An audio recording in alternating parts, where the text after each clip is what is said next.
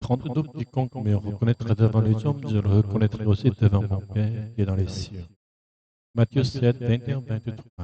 Ce ne sont pas tous ceux qui me disent Seigneur, Seigneur, qui entreront dans le royaume des cieux, mais celui qui fait la volonté de mon Père qui est dans les cieux. Beaucoup me diront ce jour-là, Seigneur, Seigneur, n'avons-nous pas prophétisé en ton nom? N'avons-nous pas chassé des démons en ton nom? Et n'avons-nous pas accompli de nombreux miracles en ton nom? Alors je leur déclarerai ouvertement, je ne vous ai jamais connu, éloignez-vous de moi, vous qui commettez iniquité. Le passage de Matthieu 7 est un avertissement de Jésus contre les faux prophètes qui utilisent son nom. Les faux prophètes ne sont pas conduits par l'Esprit de Dieu et parlent de leur propre initiative, prétendant agir au nom de Dieu. Ils ne croient pas en Dieu comme le Père et ne lui font pas véritablement confiance.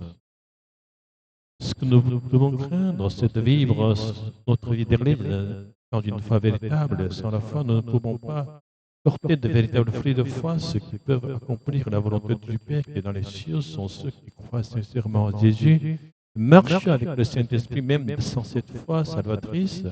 Possible de jouer le rôle de prophète, de chasser les démons et d'accomplir de nombreux actes puissants. Cependant, si ces actions ne sont pas des fruits de foi, et il ne nous reconnaîtra pas devant son Père dans les cieux.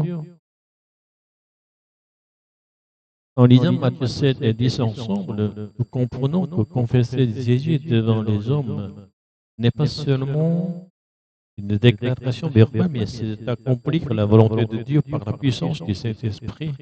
De plus, le fait que Jésus nous reconnaisse devant Dieu lors du jour final implique qu'il nous conduira à la résurrection éternelle par la puissance du Saint-Esprit, nous permettant de jouir de la vie éternelle. Seigneur, pardonne-moi de m'inquiéter, de m'abattre sans foi aujourd'hui. Permets-moi de vivre dans la joie éternelle de la vie, en dépassant les soucis de ce monde, en me tournant uniquement vers le Saint-Esprit. Et je prie avec foi en ta promesse de donner le Saint-Esprit à tous ceux qui le demandent au Père. Amen.